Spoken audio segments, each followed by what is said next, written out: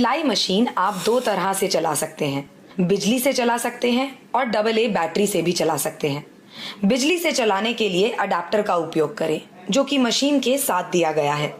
Adapter को 2 pin socket में लगाएं और दूसरा छोर मशीन में दिए गए स्थान पर लगाएं। मशीन को फुट पैडल के द्वारा भी चला सकते हैं। जैसा कि आप देख सकते हैं कि फुट पैडल का एक छोर दिए गए जगह पर लगाएं और दूसरे छोर को दबाने से मशीन शुरू हो जाती है। अब हम आपको मशीन के विभिन्न अंग और उनकी उपयोगिता के बारे में जानकारी देंगे। निचला पहला बटन स्पीड को कंट्रोल करने के लिए है। बीच वाले बटन के सहयोग से आप मशीन को ऑन या ऑफ कर सकते हैं और ऊपर वाले बटन का उपयोग रोशनी के लिए कर सकते हैं, जिससे कि आप आसानी से कम रोशनी के स्थान पर भी बिना रुकावट काम कर सकते हैं। सिलाई मशीन में ही धागा कट करने की सुविधा दी गई है। आगे के इस अंग को फैब्रिक होल्डर कहा जाता है, जो कि कपड़े को आगे सरकाने में मदद करता है। अब हम आपको धागा पिरोने के विभिन्न अंगों के बारे में बताते हैं। पहला स्प्रिंग बॉबिन होल्डर, दूसरा तार का लूप, तीसरा टेंशन स्प्रिंग, चौथा तार का लूप, पांचवा टेकअप लिवर, छठा तार का लूप और उसके बाद नीडल क्लैंप और आखिर में सुई। अगला अंग है बॉबिन वाइंडर। अब हम उसकी जानकारी देते हैं।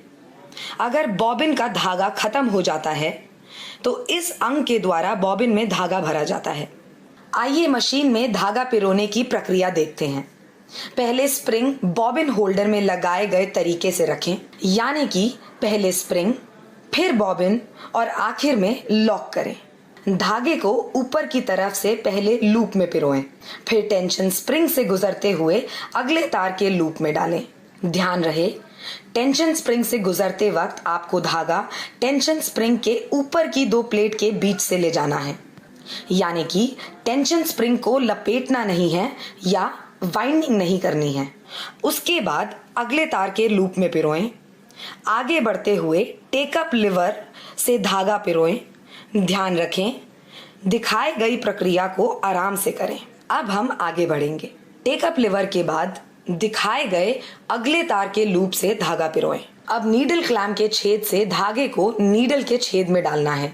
तो अब आपको ध्यान देना है कि नीडल के छेद में धागा बाईं ओर से दाईं ओर में पिरोना है, जैसा कि आप देख रहे हैं।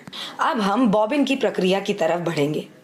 मशीन के साथ दी गई बॉबिन लीजिए और उसे दिए गए तरीके से बॉबिन कंपार्टमेंट में रखें। ध्यान रखें, बॉबिन से आने वाले धागे को मशीन की बॉडी में दिए गए खांचे से बाहर निकालना है। धागा खींचकर देखें कि आपकी बॉबिन क्लॉकवाइज अथवा घड़ी की दिशा में घूम रही है क्या। उसके बाद बॉबिन कंपार्टमेंट का कैप लगाकर उसे बंद कर दें। धागा खींचकर यह सुनिश्चित करें कि आपकी बॉबिन सही तरीके से लगी है। और अब हम महत्वपूर्ण क्रिया की ओर बढ़ेंगे, जो कि है बॉबिन का धागा नीडल के धागे के साथ ऊपर लाना है।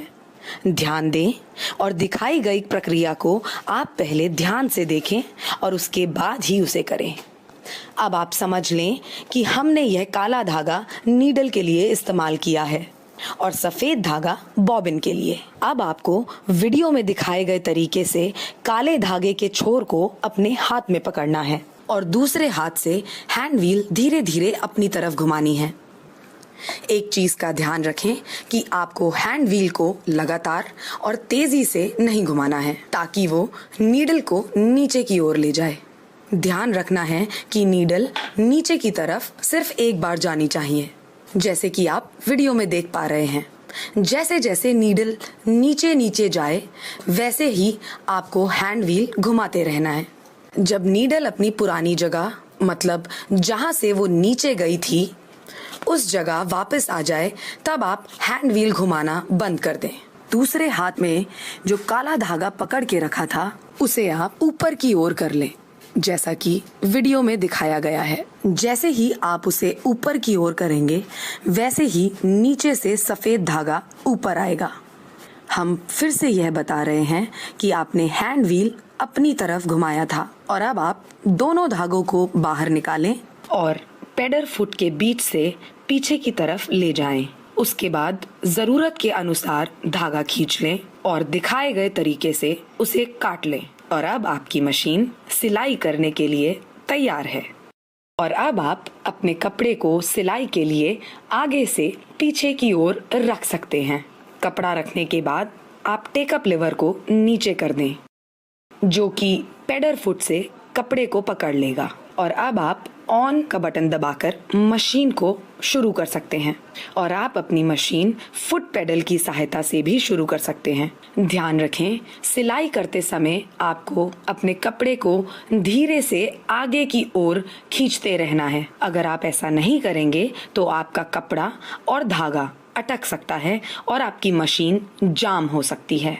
अगर कपड़ों पे सिलाई नहीं आती है तो उसके 2 कारण हो सकते हैं। पहला, नीडल का इशू और दूसरा, गियर का टाइमिंग मिसमैच। अगर आपकी नीडल सही तरीके से नहीं लगी है तो आपके कपड़े पर सिलाई नहीं आ सकती। ध्यान रखें और नीडल को सही तरीके से लगाएं। अगर आप सिलाई मशीन को बिना कपड़े के चलाते रहेंगे तो आपकी सिलाई मशीन जाम हो सकती है। तो ध्यान रखें, कभी भी मशीन को एम्प्टी या बिना कपड़े के ना चलाएं।